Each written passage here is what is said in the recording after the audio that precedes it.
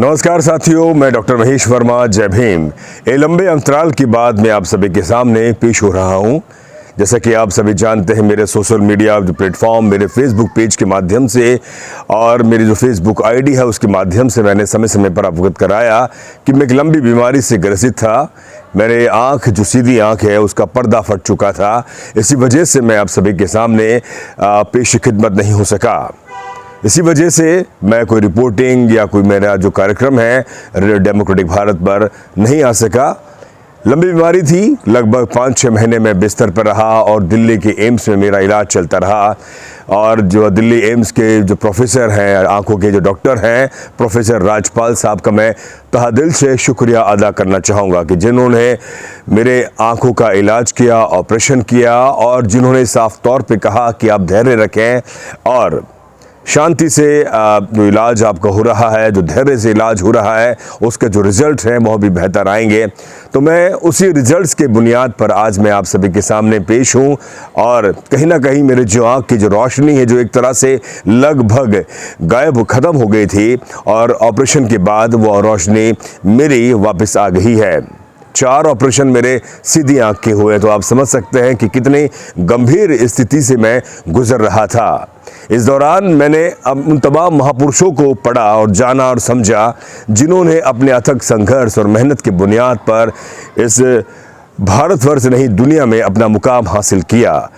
मैंने देखा कि उन्होंने जो मेहनत की, जो संघर्ष किया, उन्हीं की बदौलत आज हम दुनिया में एक बेहतर काम कर रहे हैं और उसी के आत्मविश्वास हमारे अंदर भी है। तो क्यों नहीं, मेरे को एक छोटी या लंबी बीमारी थी, इस बीमारी से मैं लड़ लूँगा और संघर्ष करके मैं दुनिया का जो मेरे जो वंचित समाज है, जो दलित, आदिवासी, वंचित, जो अल्पसंख्यक है, जो गरीब है, कोई भी किसी भी जमात का हो, उनके लिए हम बेहतर पत्रकारिता क्यों नहीं कर सकते।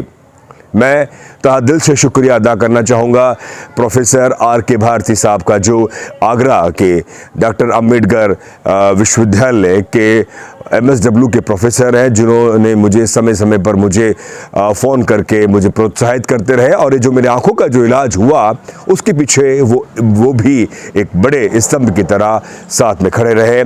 और मैं शुक्रिया अदा करना चाहूँगा हमारे बड़े भाई साहब श्रीलाल बोध साहब का, जो दिल्ली में सरकारी स्कूल के अंदर वरिष्ठ अध्यापक हैं, लेक्चरार हैं। उन्होंने भी मुझे समय समय पर फ़ोन करके मुझे प्रोत्साहित करते रहे, कहा कि महेश, किसी भी तरह से घबराने की ज़रूरत नहीं है। जो ये बीमारी है, जो आँख का जो इलाज है, वो हो जाएगा और आप एक बार फिर दोबारा से डेमोक्रेटिक भारत पर अपना बेहतर काम करोगे जैसे कि आप पहले काम कर रहे थे। मैं शुक्रिया अदा करना चाहूँगा क्रोडीमल कॉलेज दिल्ली विश्वविद्यालय के प्रोफेसर श्याम कुमार जी का, जिन्होंने भी मुझे वो भी मुझे समय समय पर फ़ोन करके मुझे प्रोत्साहित करते रहे। और साथ ही मेरे अजीज़ मित्र हैं डॉक्टर विनोद कुमार बोध जी, जिन्होंने मुझे समय समय पर उन्होंने भी मुझे प्रोत्साहित किया और मेरे घर पर आकर मुझसे हौसला अफजाई करते रहे। मैं कहा जाता है कि इनके पीछे जो मेरा परिवार है, मेरे जो माता पिता हैं, मेरी पत्नी है, मेरे जो ससुराल वाले हैं, जो मेरे साले हैं और मेरे जो अजीज़ मित्र हैं, उनका भी मुझे शुक्रिया अदा करना चाहूँगा। और समाज के कई जो मित्र हैं और तमाम जो भी जो लोग हैं जिन्होंने मुझे फ़ोन किया, उनका भी मैं शुक्रिया अदा करना चाहूँगा कि मुझे टूटने नहीं दिया, मेरे धैर्य ख़त्म नहीं होने दिया। उन्होंने कहा कि भले ही आपको 5-7 महीने और लग जाए, साल लग जाए, आप इलाज करवाइए और उसके बाद एक बार फिर डेमोक्रेटिक भारत पर आप अपना बेहतर काम करके एक पत्रकारिता की मिसाल बनिए। तो साथियों, हम कोशिश करेंगे कि अब मैं आप सभी के सामने पेश होता रहूं और समय समय पर और भी बेहतर पत्रकारिता के जो मायने हैं, जो स्तंभ है, वो बनकर आप सभी के सामने मैं पेश होता रहूं।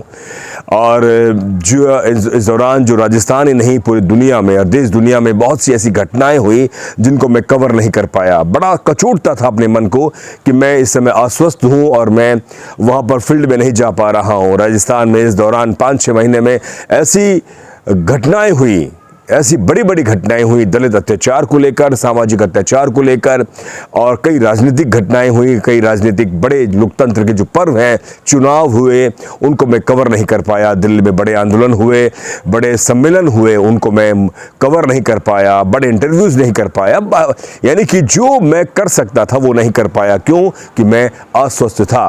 अब मैं कुछ हद तक स्वस्थ हूं और आप देख सकते हैं कैमरे पर मेरी जो सीधी आंख है वो भी इस समय ठीक हो चुकी है, लेकिन समय लगेगा और बेहतर होने में।